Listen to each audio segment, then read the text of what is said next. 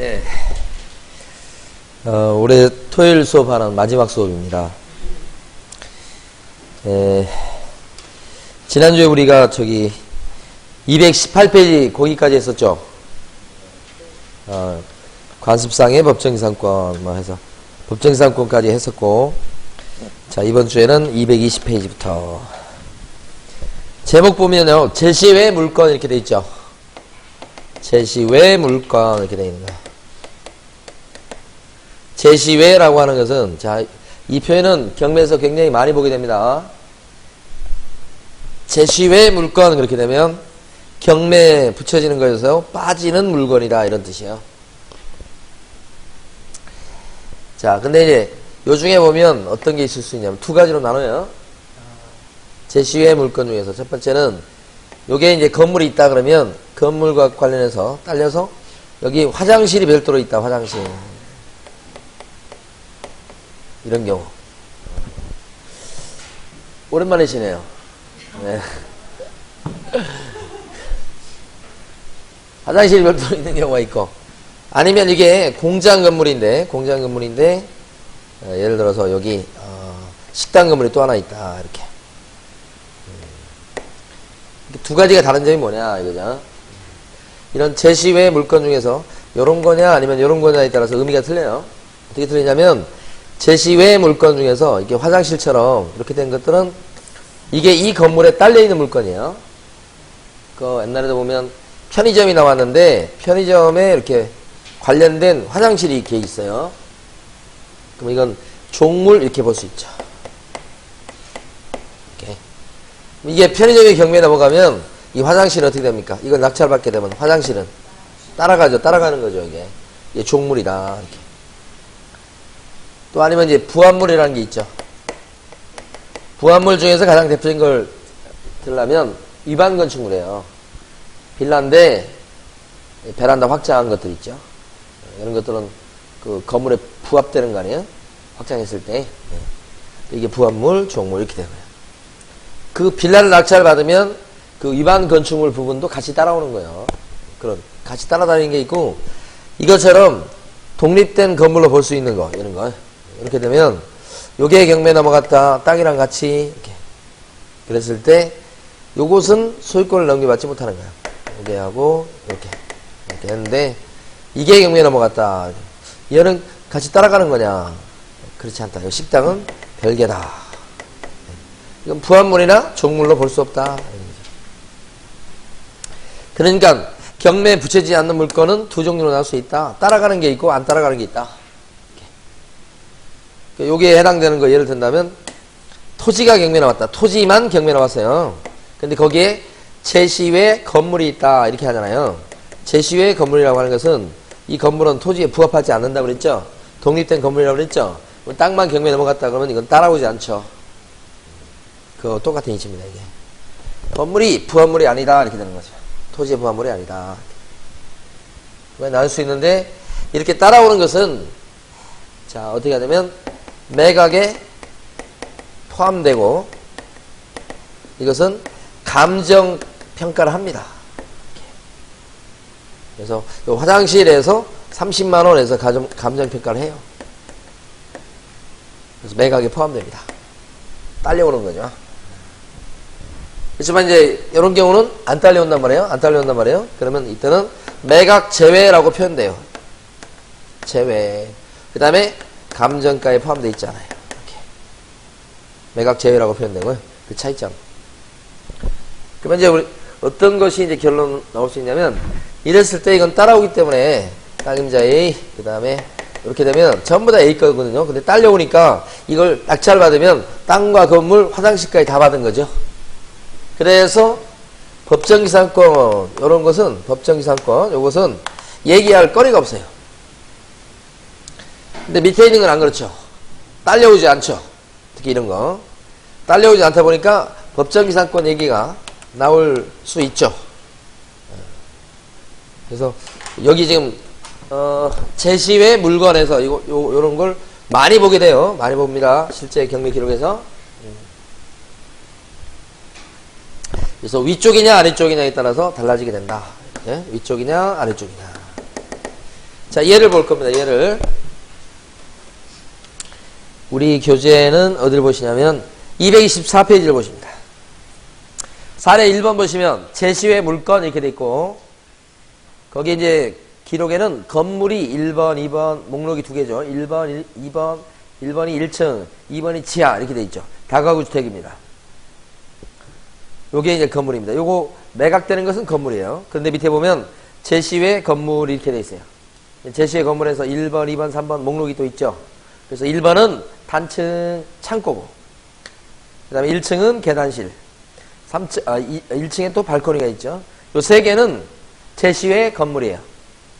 제시 건물인데 자 오른쪽 갑니다. 오른쪽 가면 오른쪽 끝에 비건안에 매각 포함입니까? 매각 제외입니까? 포함시키는 것은 감정평가서가 감정할 때 감정가에 집어넣었다는 얘기입니다. 왜냐면 이건 어떤 게 정상이냐면 부합물 종물일 때는 포함시키는 게 정상이에요.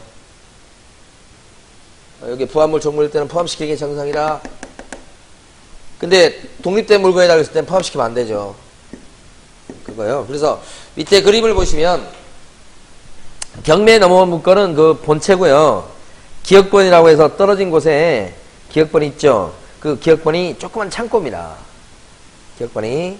그러니까 이것은 종물로 본다 이거예요. 감정평가사가 종물로 판단하는 거고. 그 다음에 그 본체 건물의 그 저쪽 위쪽에 보면 니은번 있죠. 1번, 2번에서 뭐 니은번 나온 거 있잖아요. 그 다음에 디귿번도 있죠. 그 니은번이 뭐냐면 오른쪽 사진에 나온 거예요. 오른쪽 사진에 보면 그 계단실 그 샤시로 이렇게 만들어 놓은 거 있잖아요. 그 부분이 니은번입니다. 사진에 나오는 거. 그 다음에 저 계단실에서 쭉 내려가면 저쪽 끝에 가면 이제 그 발코니 부분이 있어요. 베란다 부분, 그 통로 같은 거. 그것이 디귿번이에요. 저쪽에. 복도 같은 거. 그래서 달아낸 거. 그게 디귿번입니다. 디귿번. 요 세 가지는 이제 어떻게 되는 거예요? 이 건물에 어떻게 돼요? 붙어 있는 것들이죠. 부합물이죠. 세 가지는. 그리고 창고 같은 경우는 종물이고. 그래서 이때는 매각에 포함됐다고 돼 있죠. 그러면 낙찰 받으면 이걸 다 취득하게 되는 겁니다. 예. 법정이사건 얘기는 나올 여지가 없죠, 이건. 당연히. 이 창고에 대해서 법정이사건이 성립할까요, 안 할까요, 이건? 이 창고. 밑에 있잖아요, 기억반. 성립 안 한다. 왜요? 종물로 보니까 하는 거죠. 예.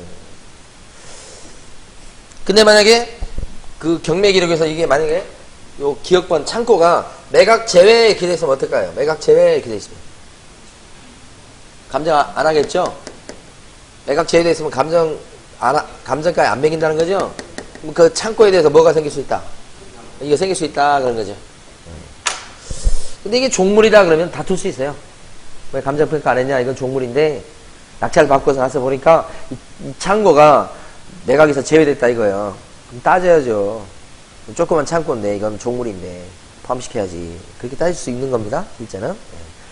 그러니까 100% 감정평가사가 100%다 확실하게 해주는 건 아니에요. 경우에 따라 이렇게 좀 논란거리가 될 수 있는 것도 있어요. 자, 또 예를 들어봅니다. 226페이지 갑니다. 제시외 물건 이렇게 돼 있고요. 사례 2번이죠. 밑에 보니까 여기 지금 경매 넘어가는 것은 토지입니다. 토지. 네, 토지. 그 세부적 내용을 보자는 게 아니고. 자, 토지가 있고, 토지 밑에 보면 제시외 건물 이렇게 돼 있죠. 이번에 제시외 건물이 나오죠. 보니까 창고예요. 면적이 어느 정도 됩니까? 지금 면적 21제곱미터. 면적이 좀 크죠. 근데 오른쪽에 보니까 뭐라고 되어 있습니까? 매각제. 여기 이제 감정가는 300만원 정도 됐네요. 보니까 매각제외. 그러면 이건 여기 창고다 생각하시면 돼요. 이게 조그만 창고. 그러면 이건 이제 땅만 경매에 붙여지는 거죠. 그럼 낙찰 받은 여러분들 입장에서 봤을 때 이 건물에 대해서는 어떻게 법정이사건을 인정해줄 가능성이 있겠죠? 법정이사건 성립 가능성이 있습니다. 이거는요. 매각 제외니까 그런 거죠. 이거. 그럼 이런 게 있으면 어떨까요? 자, 가봤더니 이게 좀 창고는 좀 건물이 크잖아요. 건물이 좀 그래도 면적이 되잖아요. 이게 예를 들어서 땅을 낙찰 받는데 가보니까 여기에 옛날은 창고로 좀 쓴 것 같은데 저기 뭐야 우리 사투리로는 브로커라고 하는데 사투리는 그렇게 하는데 표준말은 뭔가요? 벽돌 말고 브로커 있잖아, 이렇게. 블럭이라고 합니까? 아, 표준말을 모르겠어. 우리는 그냥 브로크라고 한 것 같은데. 브로크로 이렇게 뭐 창고 비슷한 걸 쌓아놓은 게 있어요. 조그만데. 근데 세월이 많이 지나가지고 이게 좀 이렇게 허물어졌어요. 이렇게. 이런 게 있어요. 가보니까. 어떻게 되지? 토지만 경매 남았는데. 감정평가세 이것도 안 나와서. 이게 이런 게 안 나와.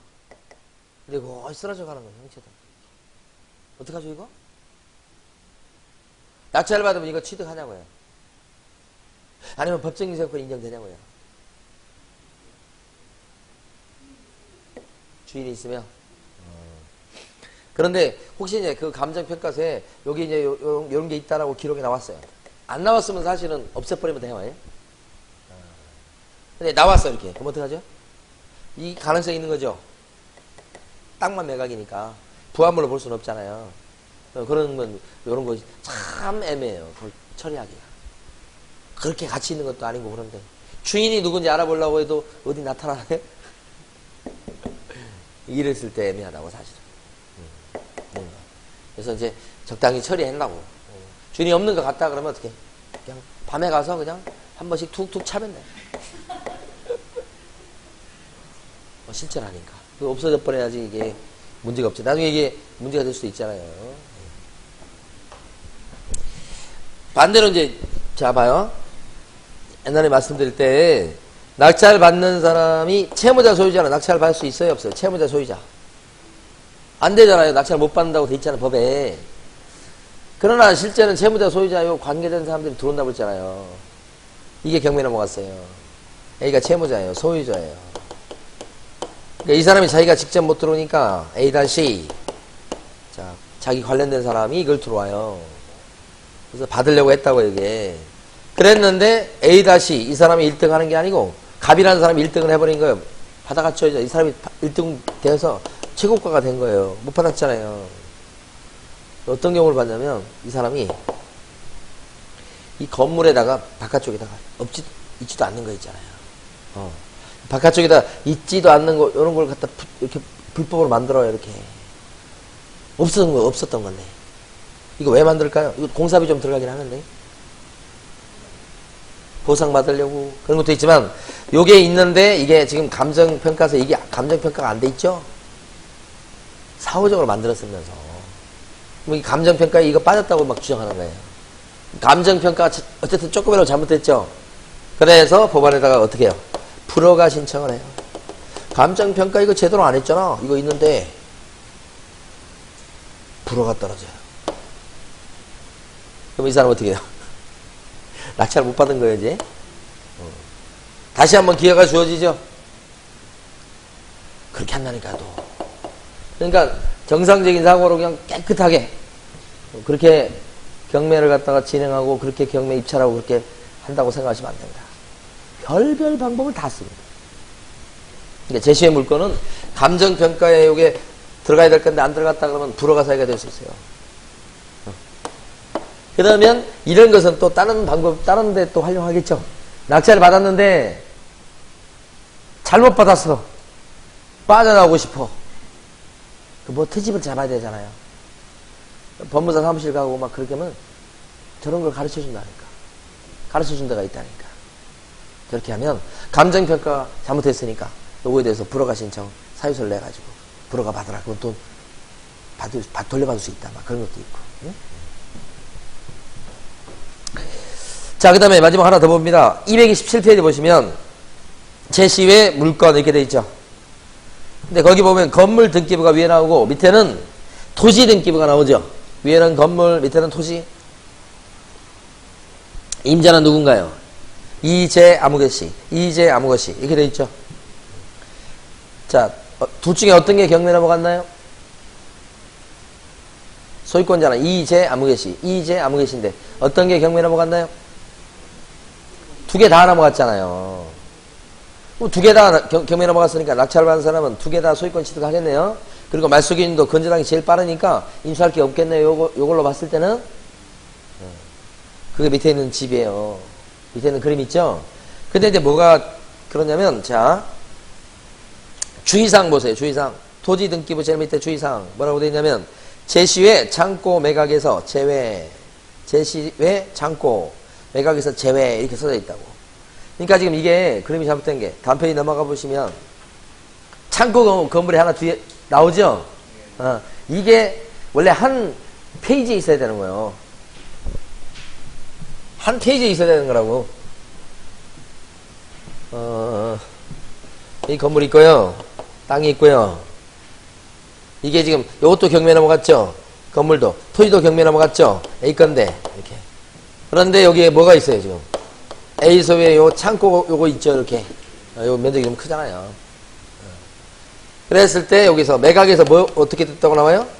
제외됐다 이렇게 나오면 이게 종물이 아니라는 뜻이요. 그렇게 평가했다는 얘기죠. 그러면 이거 낙찰 받은 사람은 요거하고 땅까지는 낙찰 받는 거예요. 근데 이건 낙찰? A는 낙찰 받았을 때 따라오는 게 A 요 창고 건물은 낙찰 받았을 때 따라오는 것이 아니잖아요. 이렇게 되면 땅 주인은 낙찰자 B로 바뀌는데 건물도 B로 바뀌거든요. 이렇게. 그런데 요 창고 요거의 주인은 여전히 누굽니까? A죠. 그러니까 요 땅을 딱 쳐다보면 땅 임자하고 건물 임자가 A 같았다가 A, B로 달라지는 거 아니에요?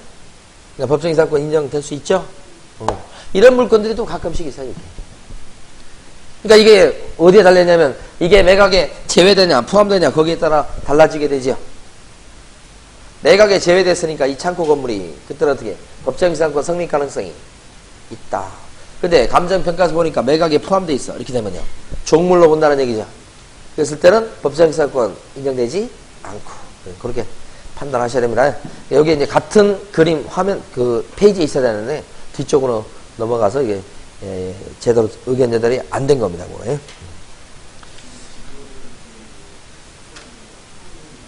그런 건 없습니다. 다만 이제 그 지료를 매길 때 땅의 가치와 관련해서 매기기 때문에 보통 이제 감정가의 뭐 4%, 5% 이 정도 이제 보통 판사가 조정해서 얘기해 준다 그렇게 하죠. 상관은 없고요. 자, 그 다음에 나머지는 넘어가고 238페이지 가보십니다. 5번에 분묘기지권 나왔죠. 자, 이걸 잠깐 설명드립니다. 자, 이게 경매 나왔습니다. A 땅이 경매 나왔어요. 임야가. 여러분들 이걸 낙찰 받습니다. B 이렇게. 그런데 그 임야에 막 분묘가 이렇게 있다. 분묘가 이렇게 있습니다. 그랬을 때 낙찰 받으면 이 분묘에 대한 소유권 또는 분묘기지권을 B가 취득합니까? 땅을 낙찰받은 B가 저 분묘에 대한 소유권 또는 내지는 분묘기지권을 취득하냐고요. 아니잖아요. 여기 분묘기지권자는 따로 있을 수 있죠. 그래서 B, C, D 이렇게 분묘기지권자가 따로 있을 수 있죠. 그러니까 땅을 낙찰받았는데 땅 주인, 임야의 주인은 되지만 분묘기지권은 그대로 살아있는 거죠. 이걸 함부로 파낼 수는 없죠. 그러면 땅을 낙찰받았는데 저거 묘에 대해서 이장에 대한 합의가 안 된다면 그거 그대로 부담해야 됩니다. 그대로 여기 분묘 설치하는 걸 허용할 수밖에 없습니다. 그러니까 땅, 임야 같은 거 낙찰 받으실 때는 분묘가 있는지 없는지를 잘 확인하셔야 된다. 근데 이게 면적이 굉장히 넓었을 때는 구석구석 다 확인하셔야 됩니다. 어딘가 저런 분묘 같은 거에 숨어 있을 수 있다. 낙찰 받았을 때 그만큼 부담을 안기 때문에 그걸 확인하시고 해야 된다. 다만 이것도 마찬가지입니다. 건물에 있는 땅이 담보 가치가 떨어지듯이 이런 것이 있다 그러면 그만큼 싸게 낙찰되겠죠. 싸게 낙찰되는데 그게 또 역시 기회로 다가올 수 있다. 그러니까 일반적으로 봤을 때 분묘가 있는 그런 땅은 사거나 임야는 사거나 또는 낙찰받는 것은 안 좋다 그렇게 얘기하는데 그것도 그 나름입니다. 첫 번째 이렇게 있는데 이게 이장에 대한 합의가 가능해요. 이장하기로 했어요. 한 개 이장하는데 300만 원씩 주기로 했어요. 이게 해준대요. 300만 원 받고 이거 300만 원 해서 들어간 비용이랑 그죠? 그 다음에 이걸 싸게 받았을 때 그 비용이랑 가격이랑 비교하셔가지고 이게 더 남는다 그러면 받으시는 거죠. 되면 또 하나는 이런 분묘가 이렇게 가운데 떡 있을 때 그때는 아무래도 이용 가치가 떨어지지만 예를 들어서 이런 땅인데 이거 한 필지 땅이요. 그런데 요 분묘가 요쪽에만 모여 있어요. 이렇게. 그런데 요게 다 한 필지 땅이야. 경이 나왔어. 그러면 이런 건요. 이걸 뺀 나머지 부분들은 딱 보면 이용하는데 땅 가치도 있고 값어치가 좀 나간다면 그때는 요게 있지만 이건 이렇게 버릴 생각하고, 그죠? 이쪽 부분을 갖다가 이용해가지고 뭐 집을 짓는다든지 그렇게 할 수만 있다면 할 수도 있다. 그래서 위치가 이렇게 한쪽으로 쏠려 있다 그러면 그것도 괜찮은 방법이 될 수 있어요. 그쪽은 뭐 인정해버리고 그런 방법도 있고 이장하는 방법도 있고. 근데 이제 이런 분묘와 관련해서 또 여기도 보면 또 꾼들이 있어요. 무슨 얘기냐면 이거 함부로 못 팔아내고 팔려면 돈 줘야 되는 거 알잖아요. 그 사람들은 300만원 뭐 500만원 뭐 이렇게 달라고 해요. 그러면 이 묘가 몇 개가 있는가 이것들도 중요한 거 아니에요. 이게 없던 게 생긴다니까. 갑자기 없던 게 생겨요. 이게 다 뭐예요? 돈이요. 몇 개인지 잘 세셔야 돼. 없던 게 막 생긴다니까. 이렇게. 그렇다고 해서 이걸 진짜 이거 가짜인 것 같은데, 그렇다고 해서 진짜 이게 시신이 묻혀있는데 파보자고 할 수 있나요? 누구 묘라고 하는데 파보자고 막 할 수 있어요? 우리가 낙찰 받아갖고? 힘들어요. 이거 전부 다 뭐예요? 사후적으로 이렇게 만들어내는 경우도 있으니까 사진 촬영, 그죠? 그 분묘 있을 때 세놓고, 그 다음에 분묘 같지도 않은 분묘 있어 보면 이렇게 제대로 된 분묘 만들면 그럼 괜찮게 분묘가 조그만해. 오래된 것 같아. 조그맣다는 게 이제 뭐 크기 측면에서 얘기하는 겁니다. 이렇게 분묘 같지도 않고 이렇게 이렇게 분묘인가 아닌가 잘 모르겠어요. 근데 여기다 또 뭐 편말 꽂아놓고 분묘라고 막 주장하는 경우도 있어요. 그러니까 이제 현장에 가보시면 이제 저런 사람들 또 만나면 또 골치 아픈 거예요. 어디나 보면은 저런 사람들이 있다니까요. 자, 그러니까 이 분묘기지권 잘 이렇게 감안하셔서 사셔야 되고 낙찰 받으셔야 되고, 그 다음에 이제 그 보통 많이 소개되는 게 이렇게 분묘를 갖다 이렇게 있는 건데 낙찰 받았어요. 그래서 이거 이장 합의가 안 돼요. 사전에 이것도 합의를 보는 게 좋고요. 합의가 안 돼. 돈 많이 불러. 그래가지고 낙찰 받은 사람이 어떻게 했냐면, 자, 요것은 제 얘기가 아니고 어떤 사람, 이거 정말 유명한 얘기입니다. 낙찰 받고서 이 사람이 이장에 대해서 합의를 안 해주니까 여기다가 염소를 푼 거예요. 염소를 풀어, 염소 매가지고 이렇게 놓잖아요. 염소가 막 이렇게 뭐요, 이게 올라다녀. 한두 마리 푼 게 아니라고. 그러니까 지금 분묘 후손들 입장에서 봤을 때는 너무 보기 안 좋잖아요. 그래서 이 분묘를 갖다가 이장하기로 합의했다는 그런 얘기가 전설처럼 떠내려와. 그래서 분묘 얘기 나오면 이 얘기를 꼭 책에 보면 많이 나와, 이 얘기가. 근데 저는 진짜 한가 그런 생각을 해봐요. 제가 만약에 이 분묘기지권자였다고 한다면 저는 이 염소 이렇게 여기 돌아다니게 놔두지 않아요. 왜 그러죠? 분묘기지권자는 방해배제청권이 있어요. 그럼 어떻게 해야 돼? 막아버려야 돼, 그런 거. 염소 드러내야 돼요. 그렇게 대응할 문제지, 뭐 이장으로 뭐 이렇게 할 문제는 아닌 거죠, 사실. 근데 어쨌든 하여간 뭐 그런 얘기가 있기는 있더라고. 거기 분묘 둑이 있죠, 보니까? 사진에. 분묘 위치도 굉장히 중요합니다. 자, 그 다음에 6장 넘어가십니다. 위반 건축물. 자, 위반 건축물요. 여러분 사무실 내실 때, 사무실은 이제 점포니까 근생일까요? 근생. 2종 근생이라고 그러잖아요. 근데 여기에 위반 건축물이 있다 그러면 여러분 사무실 낼 때 등록이 될까요? 안 될까요? 위반 건축물이 있다 그러면 등록이 안 되는 겁니다. 네. 자, 그런데 최근에 문제된 걸 보니까 처음에 사무실 오픈할 때는 위반 건축물이 없었어요. 근데 일하다 보니까 필요에 의해서 뒤쪽을 확장시켰어요. 불법으로. 그래서 영업했다고. 자, 이랬을 때 이걸 불법 건축물 나중에 이렇게 한 걸 구청에서 알았어요. 구청이 알았다 그러면 구청에 이거에 대해서 어떤 제재를 내릴까요? 이행강제금 내리겠죠. 이행강제금은 도로 나오니까 별 문제가 안 되고, 어떻게, 별 문제 안 되는 게 아니고, 그나마 견딜 수 있다고요? 물론 철거, 철거할 수 있는 거죠. 네. 그 전에 이제 이행강제금을 때려요. 철거보다. 그런데 이제, 더 문제가 되는 건 뭐냐면, 자, 최근에 이제, 문제된 사건도 보니까, 이게 불법 건축물을 이렇게 달아서 만들면, 그러면, 어떻게 평가하냐면, 등록 기준 미달로 평가해요. 그러니까 이행강제금 철거 그건 그 문제고 중개사 법령상으로는 요걸로 평가해요. 여기 해당되면 어떤 사유가 되죠? 개혁 복립유사 이번은 어떤 사유가 되는 것입니까? 등록 취소 할 수 있는 사유가 되죠. 등록 취소 사유가 돼요. 그래서 구청에서 등록 취소 처음을 때립니다. 이것 때문에.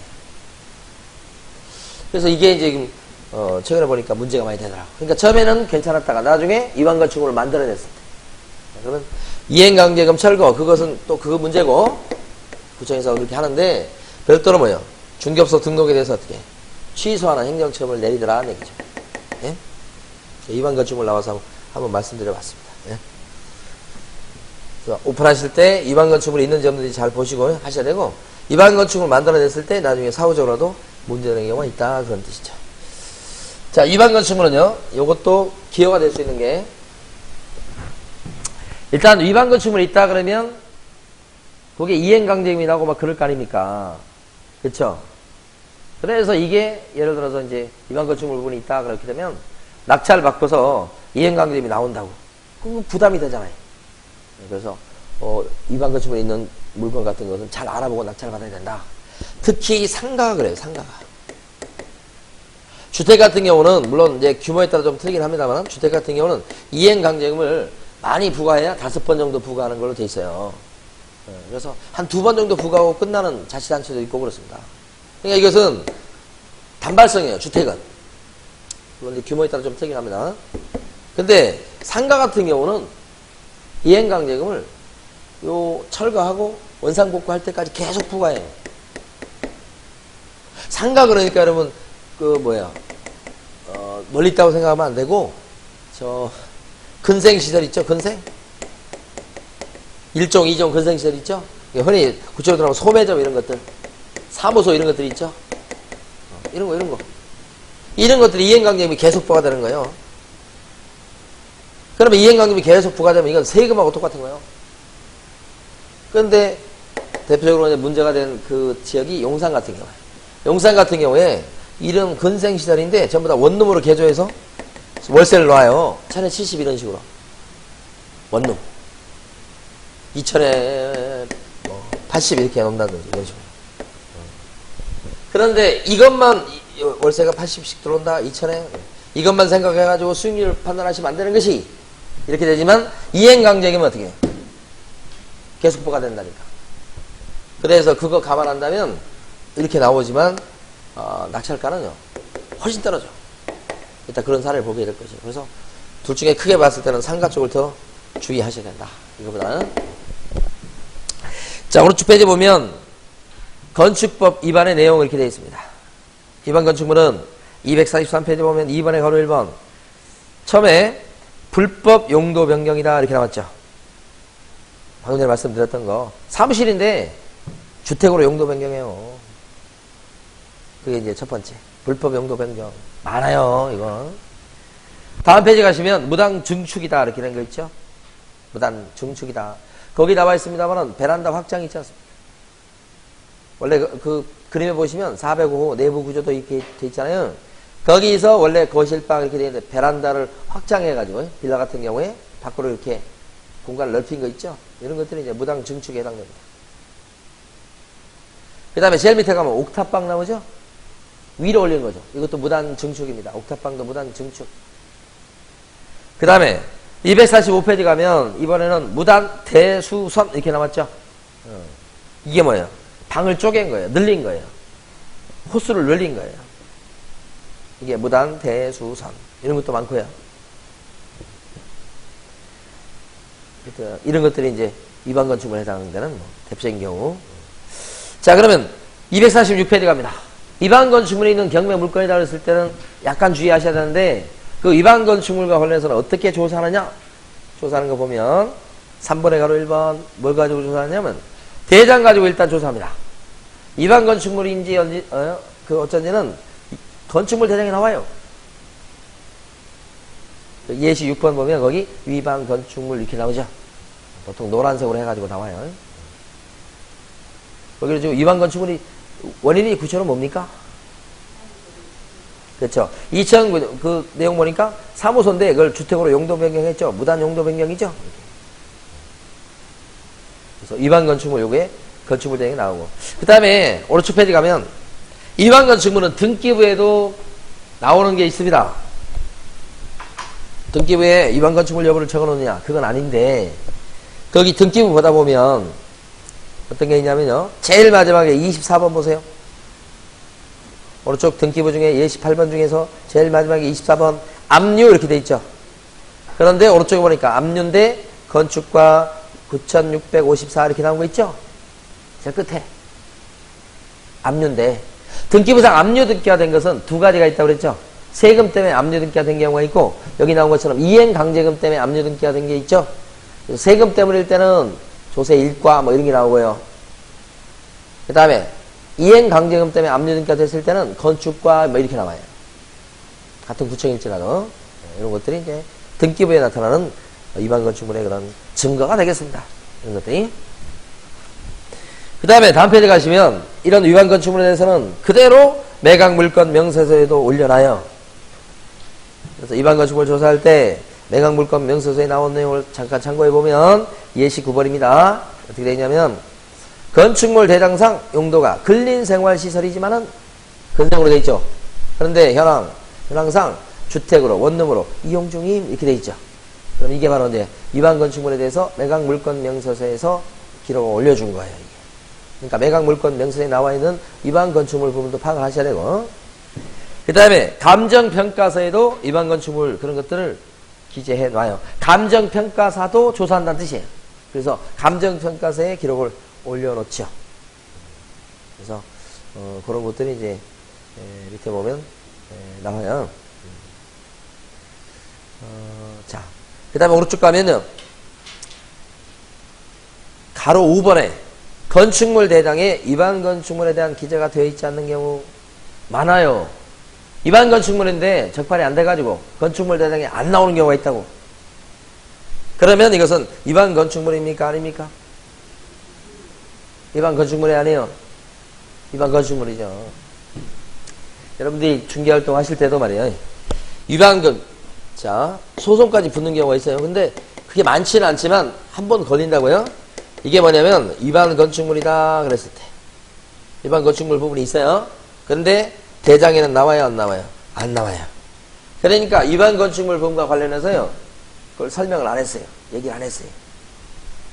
그런데 이게 나중에 위반 건축물 부분이 이게 적발이 되면서 대장에 올라갔어요. 나중에. 그죠? 그것 때문에 이행강제금이 나옵니다. 철거한다고 그럽니다. 이렇게 되니까 이 집을 샀던 사람이 이걸 나중에 이걸 문제 삼는 거죠. 대장에 이제 드디어 올라가고 위반 건축물 되니까 그게 이때 당시에도 있었던 거죠. 그래서 산 사람이 중개한 개업 공인거사를 상대로 해서 손해배상 청구 소송 이런 거 한 거예요. 소송 중에 있어요, 지금도. 그러니까 이게 지금 이 사건을 통해서 우리 알 수 있는 게 뭐냐면, 알아야 될 게 뭐냐면, 위반 건축물이라고 하는 것이 건축물 대장에 나오는 수도 있지만 안 나오는 경우도 있을 수 있다. 그래도 어떻게 해요? 설명해야 된다. 그러면 위반 건축물이라고 설명을 하면 사겠냐? 그렇죠? 그런 게 있을 수 있잖아. 그러면 요거 적어줄 때 여러분 이제 확인 설명서 같은 거 보면 거기에 위반 건축물 여부 적어주는 항목이 있는 거 아시죠? 거기는 건축물 대장에 나와 있는 걸 적어주시면 끝이에요. 왜냐면 거기는 건축물 대장상의 위반 건축물 여부라고 돼 있으니까. 그런데 어디 가시냐면 뒤쪽에 가면 확인 설명서 뒤쪽에 가면 공시되지 아니한 뭐 이런 거 나와요. 그죠? 거기다가 위반 건축물이라고 적어놓지 마시고, 그죠? 거기다가 베란다 확장이라든지, 그렇죠? 아직 적발 안 되고 그러면 이런 부분을 설명해줬다는 취지에서 여기다 적어놓으시라고. 이게 일반 건축물이에요. 그렇게 얘기했다기보다는 베란다를 확장했어요. 아니면 계단을 갖다가 만들어냈어요. 그런 것들을 설명을 해주고 적어놓는 필요가 있다는 거죠. 나중에 가서 이제 문제가 된다면 나는 설명했다. 이거 봐라. 그게 좀 더 유리하죠. 이게 위반 건축물인데요. 이행강제금 나올지도 몰라요. 막 그렇게 설명하면 안 되고 살짝 위반 건축물인데 요거 그냥 이렇게 만들어서 쓰고 있다고. 실제 그렇게 설명해 주라는 얘기지. 그럼 나중에 가서 설명 저거 설명 들었어요 그러면 했다고 했잖아 지금. 그래서 개업 공유사 입장에서 봤을 때 문제가 됐을 때 좀 더 유리할 수 있다는 거지. 저걸 설명 안 했다 그러면 나중에 안 적어놓으면 설명했다 안 했다의 증거는 확인 설명서 가지고 얘기해 주는 겁니다. 그래서 거기다 적어놓으면 설명했다는 증거가 됩니다. 자, 그 다음에 250페이지 가면 위반 건축물에 대한 제재 이렇게 나와있죠. 자, 제재 관련해서 제일 위에 보시면 시정명령이 있고요. 그 다음에 이행강제금. 주로 이제 이행강제금이 이제 부과되죠. 그래서 거기 보면 이행강제금 부과 관련해서 동그라미 2번 보면 시정명령을 먼저 내립니다. 사실 절차상. 시정명령 받고 이행 안 하면 이행강제금. 그때 동그라미 2번 보면 최초의 시정명령이 있었던 날을 기준으로 해서 1년에 2회 이내 범위 내에서 시정명령이 이행될 때까지 반복하여 이행강제금을 부과징수한다 이렇게 돼 있습니다. 1년에 많이 때려야 2번이라는 거죠. 자치단체에 따라서는 한 번 때리고 그런 경우도 있고 그렇습니다. 일률적이지 않고요. 자, 근데 동그라미 3번에 보면 원래 이행강제금은 원상회복이 될 때까지 부과징수한다. 다만 자, 이 부분을 알아두셔야 돼요. 주거용으로 사용하는 건축물로서 연면적이 85제곱미터 이하인 경우 연면적입니다. 85제곱미터 이하인 경우는 총 부과 횟수가 5회를 넘지 아니한 범위 내에서 해당 지방자치단체 조례가 정하는 조례로 부과 횟수를 따로 정할 수 있다. 따로 정할 수 있다는 얘기는 5회 범위 안에서 부과 횟수를 2번 또는 3번 이렇게 정할 수 있다고요. 그러나 상가가 위반 건축물일 때는 원상회복이 될 때까지 계속 이행강제금이 부과될 것이므로 위반 행위를 없애거나 매년 세금 내듯이 이행강제금을 낼 각오를 해야 하겠다. 그래서 수익률 계산하실 때 이것을 감안하셔야 되는 거예요. 그 다음에 동그라미 4번 이행강제금은 승계가 안 된다. 이게 무슨 어떤 그런 의미냐면 제가 낙찰을 받을 때 이행강제금 주택이었어요. 근데 이건 2번만 이건 알아봐야 됩니다. 구청에 2번만 부과된다고 그래. 근데 벌써 지금 이행강제금 1번 부과된 전력이 있어요. 2번만 부과한다고 알아보니까 2번 부과한대요. 1번 부과됐어요. 나머지 이제 낙찰 받으면 1번만 더 내면 되겠죠. 그걸 감안하시면 됩니다. 이 금액을. 그러니까 이런 횟수라든지 금액 같은 것은 다 구청에서 알아보시면 친절하게 다 가르쳐 줍니다. 뭐 승계가 안 된다는 얘기는 제가 이번에 낙찰 받으면 이거 옛날에 첫 번째 부과된 건 낙찰 받은 저는 관계없어요. 요것만 관계있지. 2번째 부과되는 것만. 그래서 요걸 승계하진 않습니다. 그 얘기고. 그 다음에 253페이지 한번 가보세요. 253페이지 사례를 보면 용산구 한강로 나와 있는 오피스, 하나오피스, 지층, 비공사 이렇게 돼 있죠. 감정가가 이게 꽤 높이, 오피스텔로 돼 있죠, 지금? 물건, 종변은 오피스텔, 면적은, 건물 면적은 14.3평. 좀 큰 편이네요. 그 다음에, 자, 오른쪽에 있는 감정가를 보면 4억 3천. 오피스텔 면적으로 봤을 때 14평이면 그렇게 적은 건 아니라고요. 전용 면적 기준이니까, 또. 그런데 41%까지 떨어졌죠, 또. 그래서 소유자가 박아무개 씨, 채권자가 남서울농협, 지금 요게 그 당시에 이제 진행되고 있었던 겁니다. 2014년 1월 달부터 쭉. 근데 지금 4억 3천짜리가 지금 1억 7천 얼마까지 떨어졌습니까? 1억 7천 6백까지 떨어졌죠? 아직까지 임자를 못 찾고 있죠, 지금. 왜 이렇게 많이 떨어질까요? 그렇죠. 위반 건축물 때문에 그렇죠. 위반 건축물인데 왜 이렇게 그렇다고 쳐도 이렇게 많이 떨어지냐, 이거죠. 자. 밑에 보시면요. 참고사항을 보시기 바랍니다. 공부사항 일반 음식점이나 현황은 주거용 이렇게 돼 있죠. 원룸이라고요. 근데 뭐예요? 원래 용도는 일반 음식점으로 지금 용도가 돼 있죠. 근데 이거 불법 용도 변경해서 뭐로 쓰고 있다고요? 원룸으로. 그러니까 이것 때문에 이행강제임이 어떻게 부과된다고요? 매년 부과된다고. 매년. 몇백만 원씩 매년 부과될 거라. 그럼 이건 수익률을 떨어뜨려 버린 거예요. 여기서 예를 들어서 이행강제임이 매년 얼마씩 부과되는지 알아보셔야 돼요. 알아보셔야 되는데 여기 지금 예를 들어서 2000에 80 정도 80만 원 정도 세를 놨다. 그러면 1년으로 치면 960만 원 들어오죠? 960만 원 이렇게 들어온다고요. 월세는 960만 원 들어오잖아요. 이게 불법 용도 변경이지만 세를 넣으면 세 들어올 사람이 있을 거 아니에요. 960만 원이 이제 새로 들어와. 그런데 여기 이행강제금으로 매년 이행강제금으로 예를 들어서 한 400만 원 정도가 나간다. 그래버리면 실제 수입은 얼마입니까? 이거? 560이죠. 560. 그래서 수익률이 확 떨어져요. 그것 때문이에요. 이게 떨어지는 게. 그러면 만약에 560이다 그렇게 되면 자 너무 좀 많나요? 300만 원 정도. 그러면 이게 얼마야? 660인가요? 660만 원 이렇게. 매년 660만 원 들어오는 거 아니에요? 수입이? 660만 원.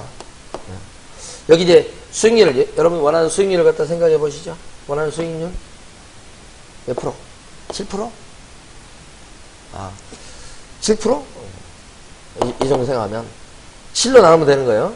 660만 원 곱하기 100을 하니까 660, 6,600, 660, 6억 6천.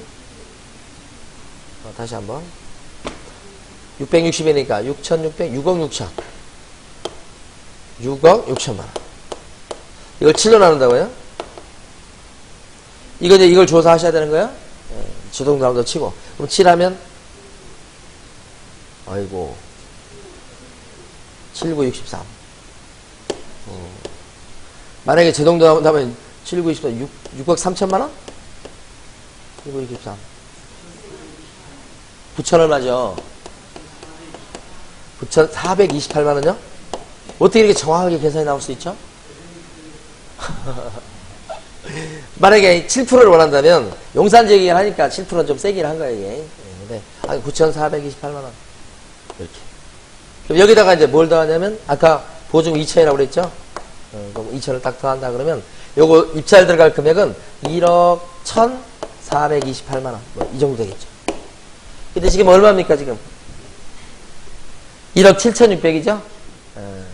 여기 얼마에 낙찰됐는지 모르지만 만약에 이행강제면 이 정도 나온다 되면 그리고 월세 조사해야 되겠죠. 월세가 80 정도 나온다 그러면 1억 초반대에 낙찰 받으셔야 돼요. 이거 더 떨어질 거예요. 그래서 이게 용산에 이런 물건이 많아요. 제가 아시는 분은 이 사무실로 돼 있는데 원룸으로 바꾼 거야. 조그만해요. 그런데 이행강제면 계속 나오니까 계속 나온다고요. 그것 때문에 못 견뎌 하시는 거예요. 새는 조그만 해가지고 1,050인가 뭐 이렇게 나요. 근데 이행강제임이 계속 나와. 결국 견디다 못하고 어떻게 했냐면 원상복구 했어. 원상복구 해가지고 사진 찍어서 구청에 용산구청에 갖다주고 원상복구 해가지고 위반건축물 지워져. 대장에서 지워져 이제. 그리고 나서 다시 뭐예요? 원룸으로 다시 셀라. 당분간 또 안 나오지 않아요 또. 했으니까 원상복구 해가지고. 그러면 다시 또 셀라가지고 1,050씩 받고 이렇게 하는데 1,050씩 받잖아요 지금. 좀 있으니까 다시 또 들켜가지고 또 이행강림이 또 나와. 나중에는 견디다 못해가지고 팔아먹었어요. 도저히 관리하기 힘들다고. 그래서 어떻게 하냐고요? 어떻게 아냐고요? 구청에서? 그거는 뭐 정확한 거는 모르는데 모르죠. 그런데 주변 사람들이 다 찌르고 그럽니다. 알아서. 우리는 서로 신고정신이 뛰어납니다. 예? 아니, 나는 지금 이행강제금, 예를 들어서, 나는 이행강제금을 내고 있어요. 옆에 사람 안 내잖아요. 그럼 제가 가만히 있을까요? 가만히 있지 않죠. 네?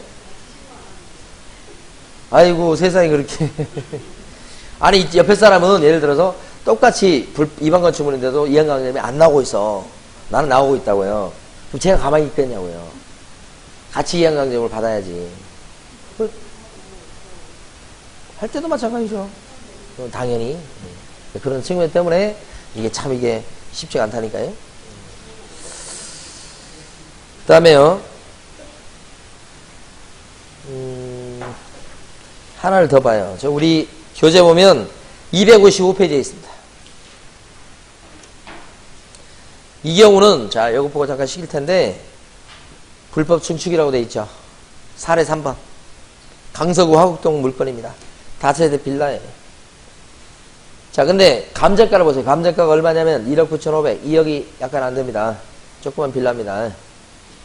64%까지 떨어졌어요. 근데 이것은 지금 오른쪽에 보니까 낙찰률이 낙찰가율이 73%예요. 1억 4,300에 낙찰됐죠 지금. 자 근데 요게 이제 뭐가 있냐면 위반 건축물이 있는 거예요. 자 다음 페이지 넘겨보시면 사진 나오죠. 어디가 위반 건축물입니까 이 사진? 베란다 확장이거든요. 제일 위에 거 두 개 층인데 요 경매 물건은 제일 위에 거예요. 5층 거예요. 이 경매 물건은 5층 거니까 제일 위에 거잖아요. 저렇게 되면 상당히 많이 확장된 거예요. 거의 뭐 배 가까이. 그러니까 월세 받을 때 유리하겠죠. 넓어지니까. 그래서 이렇게 하는 거라고요. 근데 제일 밑에 참고사항 보세요. 이런 건 조사할 때 어려운 게 아니에요. 구청에 가서 이행강제금 요거 얼마 나올 거냐고 물어보면 돼요. 그래서 밑에 보니까 본건은 집합건축물 대장상 주택과 거기 나왔죠. 의거 위반 건축물로 표기되어 있다. 무당 증축으로 되어 있고 이행강제금이 2회 부과된 것으로 이미 되었죠. 자 구두 탐문된 바 정확한 내용은 이사기원이 강서구청 주택과에 문의하시기 바랍니다. 이렇게 됐죠. 근데 거기 보니까 두 번 부과됐는데 2011년도에 94만원 2012년도에 93만원 한 100만원쯤 부과되네요. 그런데 두 번 부과됐잖아요. 그러면 앞으로 더 몇 번 부과될 건지를 확인하시면 돼. 앞으로 부과돼도 많이 부과돼도 3번 남은 거예요. 이건 아까 상가하고 틀려요. 근생하고 틀려요. 계속 부과되는 게 아니에요. 그러니까 이것은 낙찰가에 그렇게 큰 영향을 안 줘요. 이거. 어차피 이것은 이행강제금 부과되고 끝날 거니까. 그래서 아까 낙찰가율이 70 몇 프로 나온 것은 바로 그것 때문에. 아까 용산에 있는 그런 오피스텔하고 다르죠. 차원이 틀린 겁니다. 별 문제가 없어요. 그 다음에 오른쪽 가시면요. 거기 세입자가 공아무개시가 있단 말이에요. 그리고 소유권자는 밑에 등기 보면 소유권자는 최해아무개시. 말소 기준은 우리 해본 거. 말소 기준은 2011년 1월 21일에 목동신협의 근저당. 그리고 압류, 가압류, 목동신협이 경매 남겼네. 요때 말소 기준은 당연히 목동신협의 근저당. 날짜가 2011년 1월 21일이죠. 1월 21일 2011년. 위에 나와 있는 공아무개시는 어떻습니까? 대항력이 없죠.